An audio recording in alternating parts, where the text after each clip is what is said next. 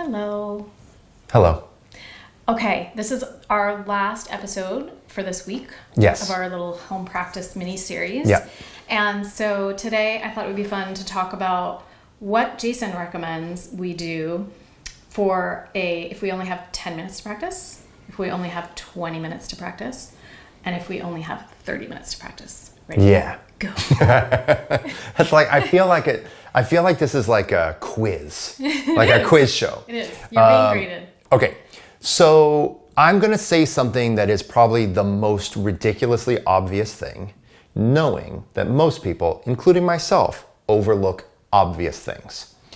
So if you have a really short period of time to do a practice, you don't want to try to do a lot of things. No, you do. You got to shove as many things in as you possibly can. So this is what everyone's going to think, right? Because it could be, okay, we talked about this the other day, is that ultimately you want to have a balanced practice.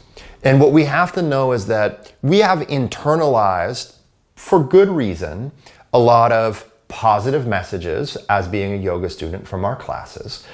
But sometimes we will take those and hold on to them out of context. So yoga teachers often talk about balance and facilitating balance. But that doesn't mean that every single time you ever do a yoga practice, it has to have perfect balance or symmetry. Okay. Right? So what you want to have is you want to have some balanced overall experience throughout the course of your week. Okay. I'm going to interrupt you because you remember you love metaphors. That's why I'm interrupting you. So here's the metaphor. When you first introduce solid foods to your baby, you kind of freak out because your baby loves eggs, but won't eat a single vegetable. Or your baby loves toast, but won't eat a single protein, et cetera, et cetera. And your doctor says to you, don't worry about every single day getting your baby to eat from every food group. Try to look for, over the course of a week, that they've touched all the categories. Exactly. So this is a place that admittedly, as a yoga teacher and as a yoga practitioner, we can be a little overly neurotic, right? And we can start to think like, oh, well, if I only have 10 minutes, I have to do something for the shoulders, and I have to do something for the spine, and I have to do something for the hips, and I have to do a strengthener, I have to do an opener. And there's nothing totally wrong with that. But a lot of times what will happen in our daily life is we feel rushed. We're going from maybe not so much while we're filming this, while we're in quarantine, right?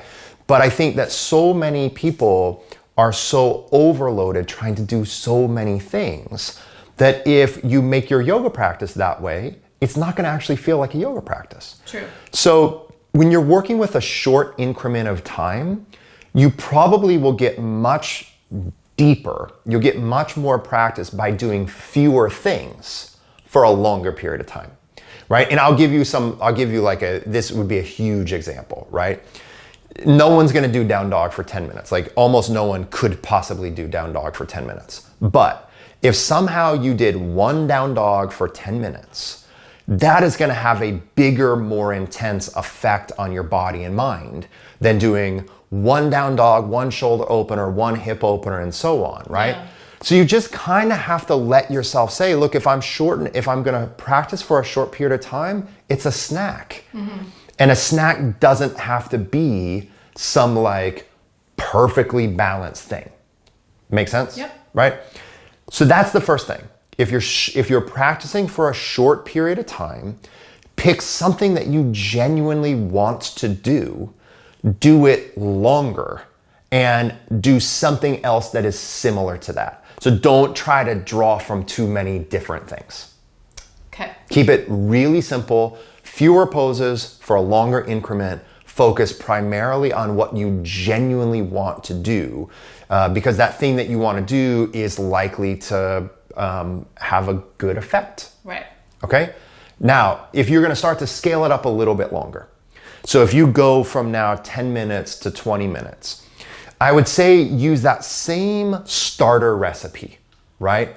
A thing or two or three or four that you can sustain for a longer period of time, and then start to add sun salutations. Oh yeah, okay. Right? So let me be really concrete. Let me say I have 10 minutes and my and I've been on the phone all day, I've been in my devices, I've been writing, and I think to myself, I need to open my back and I need to release the tension in my shoulders and neck. In those 10 minutes, don't think also, oh my God, I need to do everything else.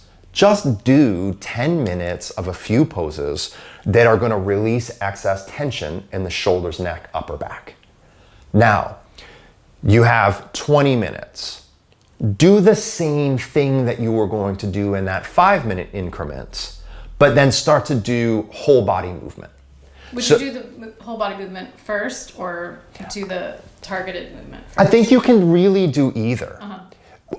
We kind of have to think about more nuanced approaches to sequencing when we're in a public class or when we're scaling something out for a 60-minute thing or a 90-minute thing. But what I'm thinking of in the context that we're discussing is that people are using their yoga practice to immediately address a mental, physical, or emotional need. So you just start immediately with that need. Okay, yeah. And don't feel crazy, like if I do an upper back opener, then am I gonna create imbalance? No. Right. You're gonna knock the rust off the part of the body that you need to knock the rust off. You're gonna give yourself a little mental break because you're not gonna be neurotic thinking, I have to do a little bit of everything, okay? But then I would say if you then scale that up to a 10-minute thing, an additional 10 minutes, then you might, let's just make it simple. Let's say you start with the same thing. You start with that same 10-minute, this is what I need to deal with now. Just say our examples, neck and shoulders. Neck and shoulders. Then expand it to whole body stuff. But like really simple whole body stuff like sun salutations. Like simple low lunge salutations or simple high lunge salutations, which are gonna be much more complete than a typical Surya Namaskar A. So if people listening know the language of the different styles of sun salutations, I would strongly encourage, if you have a limited time, I would strongly encourage the lunge-based salutations as opposed to the jump back, jump forward salutations. The reason being is that in the step back, step forward lunge-based salutations, you address the anterior part of the hip. Oh yeah. You know, so you get the hip opening, you get the quad opening. It's not that Surya Namaskar A and jumping back and forth isn't hugely valuable. It's that it's a more complete set of movements to do the step back, step forward work as opposed to the jump back, jump forward work. Yep. Right? So then we really have in this situation in the 20-minute thing, we have the two targets. We have the shoulders, neck, upper back. We have that primary thing we're really wanting to dial into. And then we have one simple set of whole body movements built into a sun salutation. The other thing that I would say when it comes to giving people just general advice about sun salutations is if you're not a teacher and you don't exactly remember like, wait, when do I inhale? When do I exhale? How many breaths here? How many breaths there? I can promise you it doesn't matter. Just move and breathe, okay? Like if you're making your homemade meal, you don't have to have like perfect knife skills. You just do your best, and that movement and that attention and that care and that breathing is going to be really nice. Yep, it makes a difference. Right? So I would keep it that simple. I would think we have a targeted thing, and then we have 10 minutes of more or less sun salutations. Okay? Now you can, of course, in that additional 10 minutes, so we're still talking about that 20-minute increment. You can, of course, end that with seated meditation. You could end that with legs up the wall. You could end that with Shavasana. For me, in this phase of our lives, where I'm really focused on movement and robustness, if I'm only practicing for 20 minutes, I'm probably gonna move my body that entire time. So I'm not dissuading anyone from doing meditation or any of those kind of softer, quieter things if that is your impulse. Right. But right now, that's not as much my personal impulse, right? Yes. Now, let's say we were gonna add 30 minutes. You're gonna add 10 minutes. So now it's a 30-minute practice. Okay. Now I start to think, we are thinking about how to do a whole body thing. Right? So now what we can start to say is, Okay, well now to do some forward bending, some hip opening, some back bending, now we're not trying to stuff everything in. In 10 minutes, you're probably trying to stuff everything in. But 30 minutes? It's a really nice amount of time. Actually. It's a really nice amount of time. Yeah. And I'll tell you, because the first thing that I taught for many years was 90 minutes, right? I only as a teacher thought in 90-minute increments. I know, me right? too.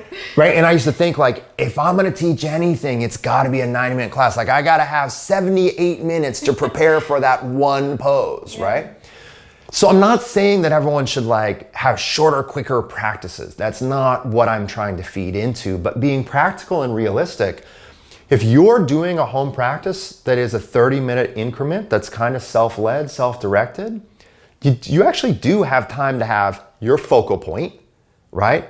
Shoulder, neck, upper back, your whole body movements, your sun salutation kind of derivatives.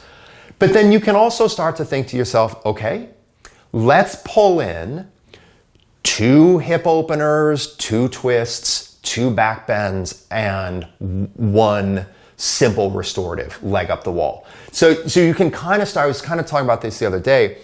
At this point, we kind of have this basic composition model of beginning, middle, and end. The beginning would be the thing that you're focused on. The middle would be that whole body breath and movement, those flows, salutations. You might even sneak in some standing poses here and there. And then those final 10 minutes would really be, what haven't I addressed today? Right? So if my focal point is shoulders, neck, upper back, and then my salutations, I did a little bit of everything. In those final 10 minutes, you might think to yourself, you know what? There's a couple things I haven't really done. I didn't do any twists earlier, so I'm gonna do a couple of seated twists. I didn't do an inversion and, I really like headstand or shoulder stand, so I'm gonna put that in. So that 10 minutes can almost be like the accessories or the garnishes or those side dishes. The other thing is, and the kind of final thing I'll say is like, if you have made it to minute 20, listen to what your body's telling you. You know what I mean? Like if you want to keep moving, keep moving. If you think to yourself, man, I feel great. I want to try a couple of arm balances. Let's get upside down. Let's work some arm balances, do it. If you want to lean in and kind of work into some back bends, do it. Or if you think to yourself, man, now that I've done this movement, I actually realize I'm tired, I'm depleted, I'm emotional, my hips are tight, I'm cranky, then lay down. Yeah. Cry into a bolster. You know what I mean? Do a long child's pose. Do a seated forward bend. Do a hip opener or 2, or lay on your back. Take happy baby pose. Take a long Shavasana, So if you've made it through those first 20 minutes, your body's probably giving you a lot of feedback, and you're not, remember, we've already busted the myth that your home practice is going to have the same look and feel as a led class, And so just let yourself respond to what's actually happening with your body in the present moment and listen to it. Last question, because I know people are wondering out there, how long of a Shavasana should people set aside for a 30-minute practice at home? Exactly 3 minutes and 24 seconds. Perfect. Because that's the only way. Shavasana at home. I said this I was on Lizzie Lassiter's podcast a long time ago. Okay. And Lizzie and Judith, they're such amazing proponents and such profoundly skillful proponents of restorative practices. And Shavasana, yeah. And Shavasana. Mm-hmm. And Lizzie asked me this question, and I was just like, I don't really do Shavasana at home. And she was like, oh. And I said, no, wait, Lizzie. Okay. And then I kind of talked through it. I usually do seated meditation instead of Shavasana at home. Shavasana is the hardest thing for me to do at home. It's not hard for me to work intensely. The moment I start doing a Shavasana, it's really hard. My mind just starts to chomp on the next thing. So I would say that is a very subjective thing, but it's probably a good idea to have a few minutes. Okay. Yeah. a few minutes. Good idea. I think it's a good idea. You are a radical, man. It's saying maybe do Shavasana. Or Shavasana. I would say... Even if it's hard, do your Shavasana. I'm going to give people... Not everything has to be easy. 3... I know. I'm going to give people 3 what I think are good options. Okay? It's a closed practice. Shavasana, let's say somewhere between 3 and 5 minutes. Mm-hmm. I was going to say 2 to 3. All right. Okay. Seated meditation, somewhere between 2 and 5 minutes. Or legs up the wall. Viparita Krani, somewhere in that vicinity. Yeah. You want to take the pot off the boil. Yes, you do, for sure. Yeah. Yeah. We just talk about food. Maybe next week we're going to take this camera into our kitchen. Okay, sounds good. And we'll make some almond flour pancakes or something. All right. Okay. Thanks, Jason. Thanks for watching. Thanks for listening. Please don't forget to hit subscribe. Leave your comments for us if you are listening on or watching on YouTube. And if you are listening on wherever you get your podcasts, feel free to leave a 5-star rating and review. We really appreciate it. Thanks so much. Bye-bye.